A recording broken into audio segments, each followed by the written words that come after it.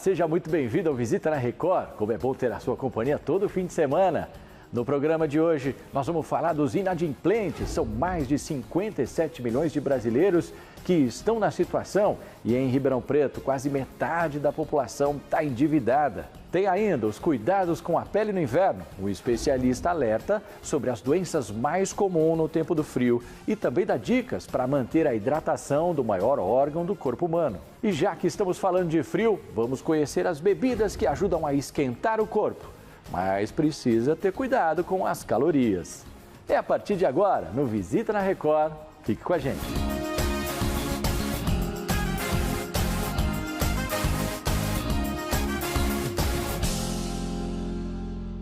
O Visita na Record começa falando sobre endividados. De acordo aí com dados da Serasa, 57 milhões de brasileiros têm algum tipo de dívida.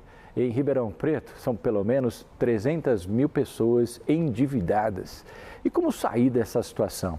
Para esse bate-papo, eu recebo aqui no nosso estúdio a professora Alessandra Camargo, é professora da Universidade de Ciências Contábeis. E muito obrigado pela sua visita. Eu que agradeço, é um prazer falar desse assunto que não é tão prazeroso, né? Então, a gente estava até falando nos bastidores sobre isso. Vamos entender o número de pessoas endividadas. Hoje, para sobreviver, é difícil quem não faz uma dívida, né, professora? É, porque são muitas intercorrências que acontecem, são situações que se a pessoa, né, se o trabalhador, ele não tem ali uma reserva financeira para isso, se ele não está preparado, ele vai buscar o crédito. E esse crédito, quando você precisa, ele é sempre mais caro do que quando você não precisa, porque quando você não precisa sempre tem lá um crédito disponível, mas quando você precisa, parece que o crédito ele acaba ficando mais caro. Bom, a gente vai pegar, muito bom, você pega o dinheiro, mas a gente não pode esquecer que a gente precisa pagar isso, né? Precisa. E normalmente vem com juros a longo prazo, o seu orçamento. Como é que a gente consegue começar essa roda aí? Vamos lá, para a gente poder entender. Como é que eu consigo fazer um planejamento adequado? Eu sei que é um grande desafio para quem está vendo a gente em casa, porque hoje o custo de vida é alto, né? As receitas são bem apertadas. Muitas vezes a pessoa fala, poxa, Pagliani, mas eu não consigo nem fechar o mês. Como que a gente resolve isso, professor? Bom, primeiro, realmente a palavra-chave, planejamento. Eu tenho que ter uma ideia de tudo que eu gasto na ponta do lápis.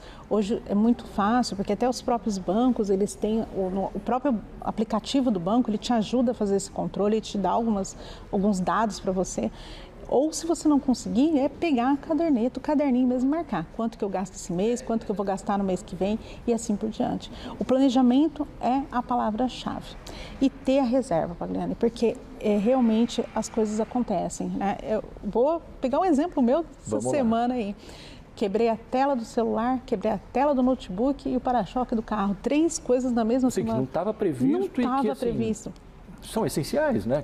O para-choque até que não, mas assim, a tela de um celular... Preciso também, preciso do carro, preciso, porque os 3 são meus 3 instrumentos de trabalho. Então, se você não tem uma reserva, e isso acontece, e com brasileiro acontece muito, né? O furto acontece, você acaba tendo que buscar um crédito, um empréstimo para você suprir. E a reserva, que é o que a gente acaba na educação financeira, falando que é os 10% do que a gente ganha, guardar, esquecer que ele existe para essas situações de emergência, ela é importante. Vamos lá, professora, eu estou pensando aqui com quem está em casa, vai. O que a gente tem que começar para a gente organizar o nosso planejamento? As nossas despesas fixas, como é que a gente faz isso? Despesas fixas, sentar, pegar toda a conta de água, a conta de luz, o supermercado, para quem paga aluguel, o aluguel, para quem paga escola, a escola, para quem paga financiamento já de carro ou de empréstimos. Colocar tudo isso... Tudo isso na conta e ver quanto deu. 3 mil, 4 mil, 5 mil, agora deixa eu ver as minhas receitas. E, infelizmente, ainda o trabalhador, ele se confunde muito. Por quê? Porque, Pagliani, ele fala assim, não, mas meu salário é 4 mil. Tá, não, mas 4 mil, mas depois vai ter que tirar o imposto de renda, vai tirar a contribuição do INSS, vai tirar, às vezes, no mês que pode acontecer o do sindicato. E, às vezes, quando tem algum desconto, ele acaba se desorganizando e acaba deixando alguma conta para trás. Quer dizer, o valor líquido que ele recebe Não é o valor do salário dele, mas ele vai ter o líquido. Ele tem o líquido. Essas coisas precisam ser contabilizadas. E o líquido do trabalhador, nem sempre o líquido também é fixo, porque às vezes, num determinado mês, como exemplo, tem um sindicato, vai ter um outro mês que ele vai receber as férias com 1/3, mas o imposto de renda, ele vai acabar sendo maior, então isso vai consumir do salário dele, então ele tem que tomar muito cuidado com esse cálculo, né? Então ele tem que sempre pensar, olha, todas as minhas despesas, no mínimo, são 4 mil. Quanto que eu vou ter que ganhar? Pois é, aí, vamos lá. Enumeramos as despesas fixas, sabemos que tem um valor X. Vamos trabalhar com os 3 mil, conforme você falou. Sim. Meu salário está apertado ali, cobre isso, mas não sobra mais para nada. E aí, o que eu faço? Corto, busco mais receita e como buscar mais receita? As duas coisas. Primeiro, o que dá para cortar? A conta de luz, dá para cortar alguma coisa? A internet, dá para diminuir o plano que eu tenho? O celular, dá para diminuir? Então, você vai olhar de tudo que você tem ali, porque o cortar é o mais fácil naquele momento. Então, se ele conseguir, porque a gente sabe que é difícil, mas às vezes eu tenho um plano, o meu plano de internet é tanto. Será que eu realmente uso? Será que eu preciso? Então, pensar nisso e cortar. É o rápido, esse é o mais fácil. Depois, buscar receita. Aí, mas eu já trabalho, meu tempo é todo... Hoje a gente tem várias possibilidades de receita extra que a pessoa ela pode buscar no mercado, né? Exemplo, a gente estava conversando, né, um pouco antes, mas hoje tem várias plataformas de venda que você pode ser um vendedor, porque a gente fala vendedor passivo, que é o tal do programa de afiliados, né? Que você tem todas as plataformas coletivas de venda hoje. Então você entra lá, se cadastra como afiliado, só de você pegar um link de uma promoção dele, colocar de repente na sua rede social. Se a pessoa clicar naquele link e aí ela entrar naquela página, ela não precisa comprar aquele produto. Se ela comprar outro produto que não aquele que você indicou, você já vai receber uma comissão. Então, hoje, são alguns exemplos de renda que você pode ter sem fazer esforço nenhum. É importante pesquisar, né, para buscar essas alternativas, né? Isso. Você pensar, tem outras, aqui em Ribeirão tem muito grupo no WhatsApp, Adriano, de empregos e freelance. Então, às vezes a pessoa tem uma festa de aniversário, está precisando de uma pessoa para auxiliar, para fazer... ou às vezes a pessoa precisa de alguém para digitar um determinado trabalho. Então, a gente tem muito grupo aqui em Ribeirão Preto. Para essas oportunidades esporádicas, né? Doutora, eu estou com 2 minutos para a gente poder encerrar. Você viu como passa rápido, né? Passa. Mas vamos lá para a gente poder entender mais sobre isso. Endividamento. Vale a pena eu pegar uma reserva e amenizar a minha dívida ou quitar a minha dívida? Em que momento isso é vantajoso? A partir do momento que o desconto da dívida for maior que a renda do seu dinheiro aplicado. Hoje, as aplicações de renda fixa, elas estão com uma rentabilidade muito baixa e os endividamentos estão com juro muito alto. Então, na hora que você for quitar, você já olhar o desconto dessa quitação, que com certeza você pegar aquela sua reserva e utilizar para quitar, é bem melhor. Isso, assim, 99,9% sempre vai ser melhor. Você está vendo quanta coisa que tem para a gente falar sobre essas coisas, né? E é uma questão cultural também, né? Infelizmente as pessoas não vêm de uma cultura de fazer esse planejamento que é fundamental, né? Não, é uma questão cultural. Às vezes a pessoa ela fala, olha, eu vou gastar... É uma frase que tem muito, eu preciso viver hoje que eu não sei o amanhã, mas o problema é que sempre o amanhã está chegando, né? As pessoas acabam, às vezes, por impulso, consumindo o que não precisa, indo a lugares que às vezes não tem uma necessidade exata. Faz um planejamento, né? Equilíbrio para tudo, né? Se ela planeja, ela consegue. Não, quantas vezes eu posso ir para uma festa ou para um restaurante? Ela se organizando, ela vai ficar tranquila, ela não vai perder a noite de sono e, principalmente, ela não vai sair do endividado para o inadimplente. Isso é perigoso. Porque são coisas diferentes. Endividado é você tem uma dívida. Inadimplente é quando você para de pagar. Então, isso é bem, bem difícil para o trabalhador, porque isso pode gerar outros transtornos, transtornos psicológicos, até uma depressão. Nossa, é terrível. Agora, para a gente poder finalizar aqui, doutora, muita gente em casa falando, Pagliani, mas eu não consigo. Muitas vezes você precisa de um amparo de um profissional.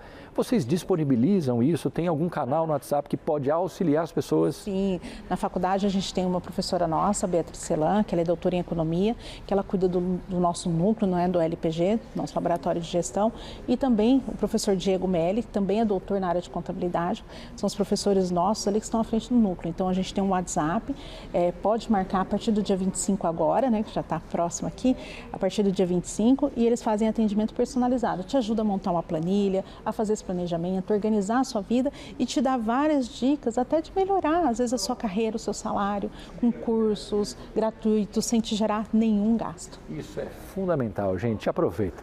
Está na tela aí, entre em contato com eles a partir do dia 25. Eu tenho certeza que você vai se surpreender com um novo caminho que você pode seguir com profissionais que estão sabendo uma situação tão real como a sua, por exemplo, ou de outras pessoas.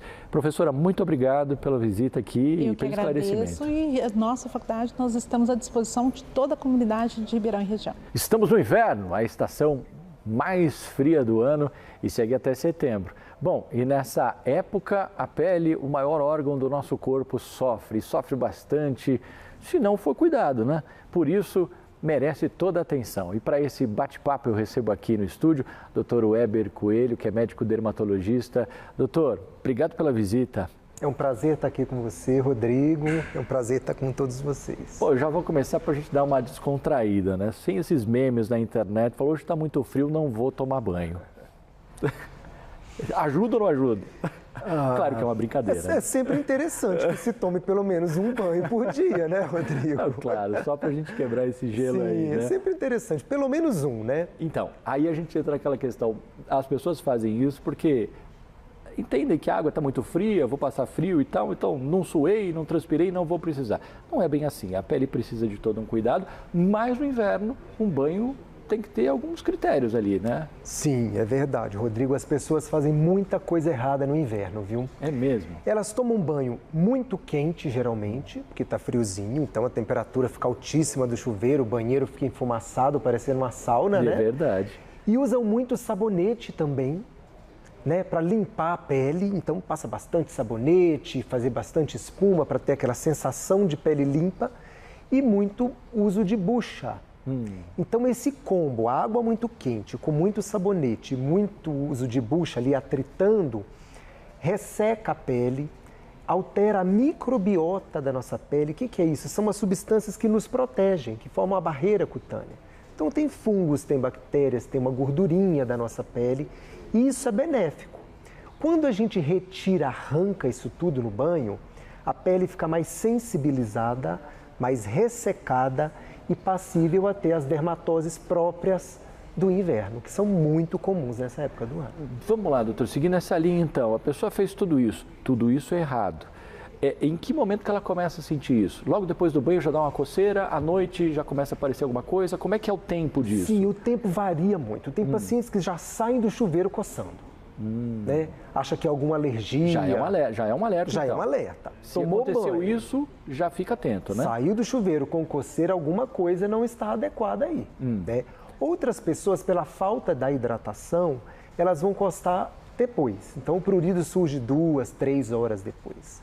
Mas o que marca muito esses casos de ressecamento, de alteração da barreira cutânea, é a coceira. A coceira é um sinal de alerta, digamos assim. Entendi. Doutor, e aí? Falamos do banho, falamos dessas consequências. O que mais acarreta no inverno? Quais são os casos que você mais atende no consultório nessa época do ano? Então, por conta disso, dessa alteração de barreira cutânea, existem algumas dermatoses que são mais frequentes ou ficam mais exacerbadas nessa época do ano. Por exemplo, a gente vê muito caso de dermatite atópica exagerada. O que é a dermatite atópica? É aquela criança que já é alérgica. Ela já nasceu alérgica. Ela já tem, já é de uma conhecimento, alergia geralmente familiar. Então ela já tem alergia respiratória, ela já tem alergia, às vezes, asma, bronquite e a pele também alérgica. Então essa pele é mais sensível, é mais ressecada, é uma pele que coça mais, é uma pele que surge aquelas manchas vermelhas, descamativas, principalmente nas dobras dos braços, das pernas. E essa criança ou esse adulto atópico, ele piora muito no inverno. Por quê, doutor? Por conta dos banhos, do clima seco, pela falta de hidratação na pele. Os hidratantes ficam, usa-se menos hidratante, hidrata-se menos oral também. Hidrata-se menos, você bebe menos água, você hidrata menos a pele, você toma banho errado, quer dizer, uma sequência, né? Para piorar, né? Uma Olha sequência. Só. E esses pacientes pioram muito no frio.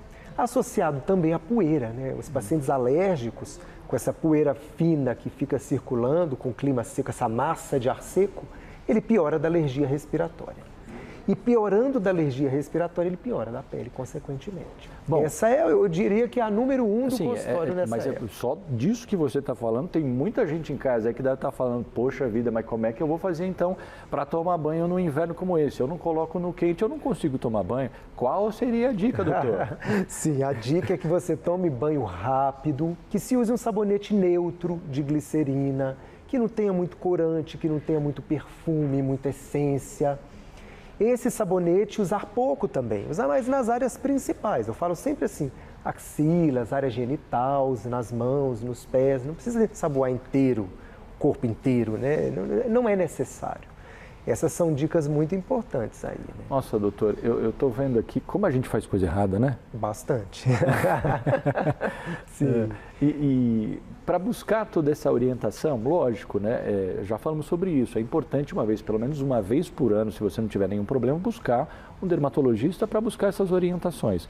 Mas, obviamente, no inverno, pelo que eu vejo, as pessoas vão visitar mesmo por essas questões que a gente está colocando, né? Sim, exacerba-se muito esses quadros e, felizmente, as pessoas procuram um médico dermatologista, né? Uma outra dermatose, Rodrigo, que aparece muito no nosso consultório nessa época do ano, são as crises de rosácea. Rosáceas, vamos entender o que é. Isso, a rosácea é aquela doença que inflama a pele. Geralmente pacientes muito brancos, de olhos claros, descendente de europeu, que tem aquele rosto vermelho, aquela pele irritada. E a rosácea, no frio, ela tende a piorar, ela tende a inflamar mais. Então os pacientes relatam ardência da face, coceira do rosto, o rosto muito quente, pinicando, principalmente após os banhos muito quentes e após levar um vento gelado no rosto à noite, porque saiu de moto, de carro, de bike, e o paciente já volta para casa com o rosto irritado, quente, coçando e ardendo. Isso é a exacerbação da rosácea. E aí, o que a gente faz? Nesses casos, é muito importante a gente acalmar a pele. Então, já vi pacientes, por exemplo, que chegam nessa situação e vão passar uma compressa de água morna no rosto. Não, piora o quadro, porque vasodilata mais. Entendi. Então, nesses casos, lavar o rosto com água fria, geladinha, usar um hidratante calmante para a pele.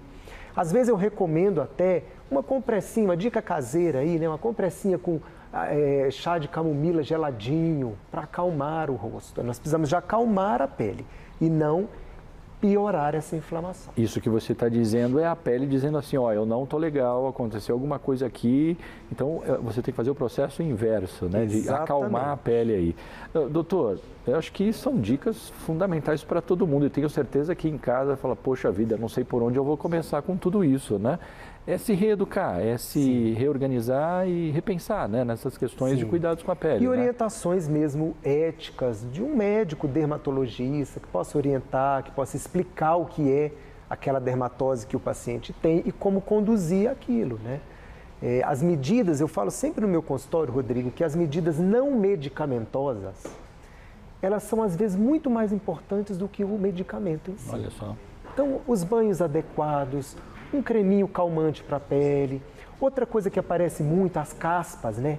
A dermatite seborreica, a caspa fica muito exagerada no couro cabeludo, na barba, no rosto. Então é muito importante no caso da caspa também, a gente acalmar a pele, diminuir aquela irritação que causa a descamação. Para a gente poder finalizar, doutor, uma coisa fundamental que a gente já até estava brincando fora do ar, esquecer a automedicação, né? Porque hoje o acesso está rápido, mas ele é perigoso, né? É muito perigoso, Rodrigo. A gente vai para a internet e tem milhares de milhões de receitinhas caseiras, de misturar esse creme, com aquela pomada e bater no liquidificador. Isso é totalmente inadequado. Porque quando você mistura um produto no outro, tem pHs diferentes, tem químicas diferentes e essa combinação pode não ser muito vantajosa para a pele. Então, no lugar de ajudar, a gente pode estar piorando a inflamação, piorando a dermatite, piorando a dermatite atópica e causando uma exacerbação do quadro. Doutor, muito obrigado pela sua visita, viu? E os dias estão mais frios, não é? E aí? No inverno, o que não pode faltar para você se aquecer? Fala para mim. Tem gente que prefere caldos, chás, chocolate quente. O problema é que muitos alimentos são ricos em calorias. Por isso, agora, nós vamos mostrar alternativas para ficar quentinho, sem aumentar o peso. Olha só.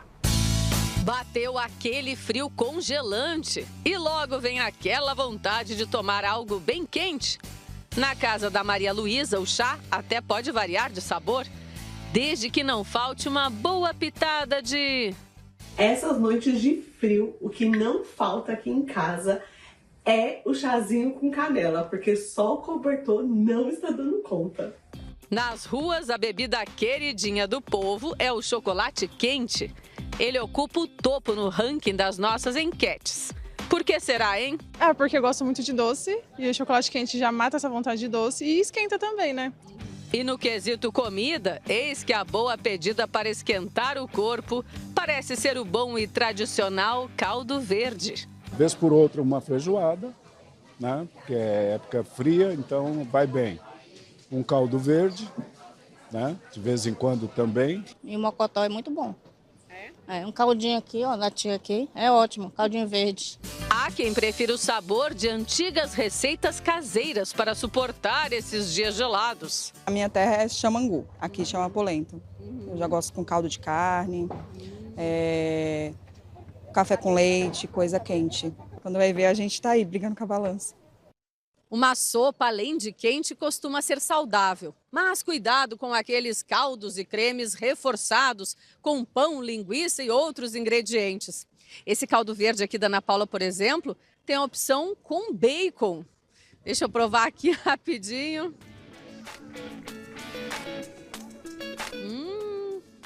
Saboroso, mas pode pesar na hora da contagem de calorias.